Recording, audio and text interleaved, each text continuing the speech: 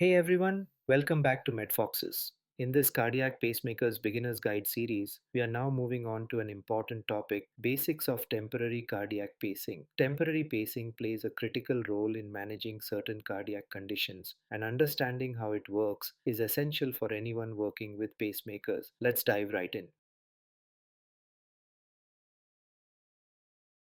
A temporary cardiac pacing is a definitive therapy for the acute management of medically refractory bradyarrhythmias. In the setting of acute myocardial infarction, when a patient is presenting with asystole, symptomatic bradycardia, bilateral bundle branch block with left anterior fascicular block or left posterior fascicular block, or development of new bundle branch block with Mobitz type 2 second degree AV block and high grade AV block in anterior wall MI, the temporary cardiac pacing is considered as a class 1 indication. In the setting of acute myocardial infarction, class 2A indications for temporary pacemakers include narrow QRS with Mobitz type 2 second degree AV block, new bundle branch block with first degree AV block, bundle branch block with a fascicular block associated with first or second degree AV block. And class 2B indications include bifascicular block of intermittent age and Mobitz type 2 second degree AV block. Accelerated idioventricular rhythm, first degree AV block and type 1 second degree AV block are considered as a class 3 indications for temporary cardiac pacing. Apart from the acute myocardial infarction, temporary pacemaker is also considered in several situations like sinus node dysfunction, second or third degree AV block, third degree AV block with wide QRS escape rhythm, and prophylactically. Prophylactically, temporary cardiac pacing is indicated in case of right heart catheterization in patient with left bundle branch block, biopsy, septal ablation, and TAVI procedures. Temporary pacemaker implantation is not a primary management for bradyarrhythmias. Vagally mediated bradycardia must be treated with atropine. If the bradycardia is prolonged or severe and it is hemodynamically compromising, TPI should be indicated.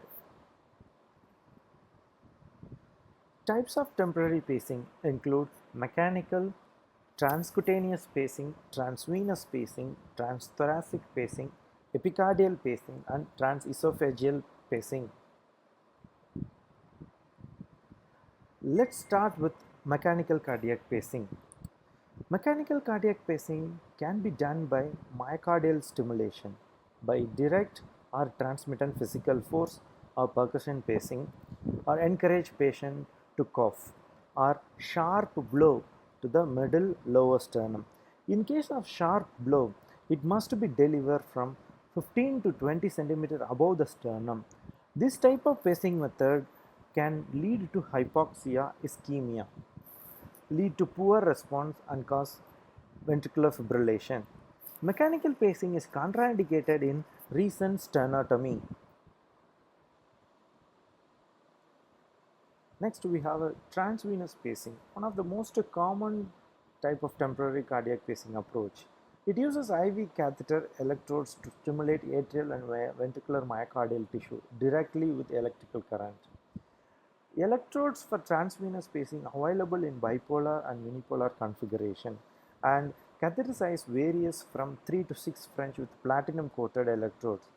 Since it is advanced in venous system, so flow directed and balloon tipped catheter is also available. This picture shows various types of pacing leads. We have a semi-floating leads and a floating lead with a balloon tip and a J-tip lead for atrial insertion. It is a pre-shaped one, and a single pass AV sequential lead for dual chamber pacing. It has a separate electrode for ventricle and the atrium. The pulse generators. The major difference between pulse generators used for temporary pacing and permanent pacing is based on output. The temporary pacing generators are called constant current output device, and permanent pacing devices are called constant current voltage output device. Temporary pulse generator has an impedance between 300 to 1000 ohms with output ranges from 0.1 to 2 mA with a pulse width of 1 to 2 milliseconds. Temporary pulse generator works with a sensitivity of 0.1 millivolt to asynchronous pacing. The pulse generators are available in single and dual chamber.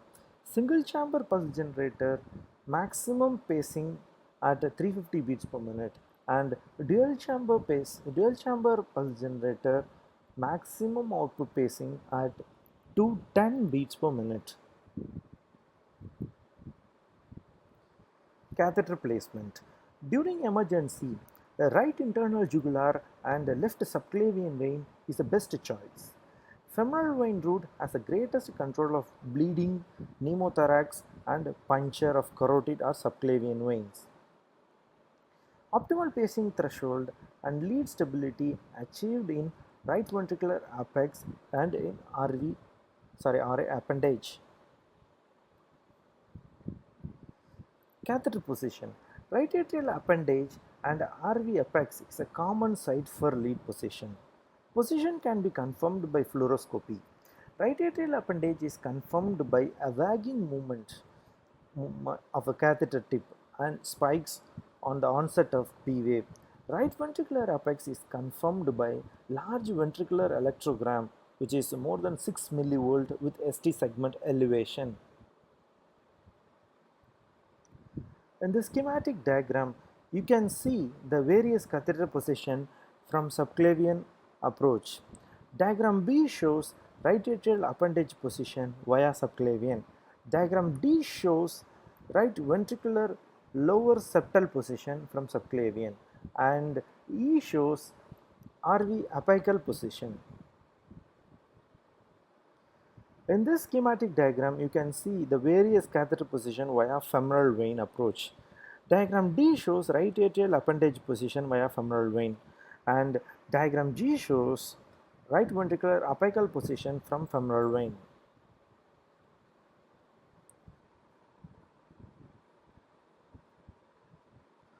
Radiographic appearance of pacing wire when the catheter is in RV. The apex should cross the left spine near the lateral cardiac border, and the tip should pointed inferiorly in AP view. Lateral and oblique view shows the tip should be directed anteriorly few centimeters to the sternum. In the absence of fluoroscopic, position can be confirmed by ECG and echocardiography. Ventricular premature complex while manipulating the catheter is indicative of the catheter is in the ventricle. That wraps up part 1 of this topic in cardiac pacemakers, a beginner's guide.